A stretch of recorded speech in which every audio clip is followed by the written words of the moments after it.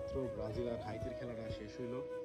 খেলা ভাই শেষ হইতে হইতে শেষ হওয়ার আগেই আমার ফোনে মানে লিটারালি কল আসা শুরু করছে। এত জায়গা থেকে কল, কলেজে পোলাপাইন থেকে কল, এলাকার পোলাপাইন থেকে কল, মানে যতটি ব্রাজিল করে, যেসব পোলাপাইন ব্রাজিল করে সবটি একটার পর একটা খালি কল দিতেছে।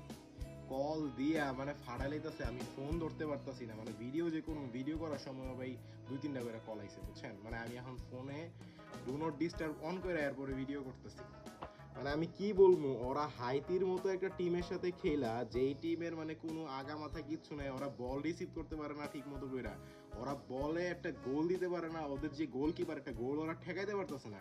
এই হাইতির সাথে খেলা, হাইতির সাথে চারটা কি 3টা গোল দিছে, 3টা গোল দিয়া ওরা মানে এরকম একটা ভাব যেমন লাগে ওরা পুরো বিশ্বকাপ জিতে ফেলছে।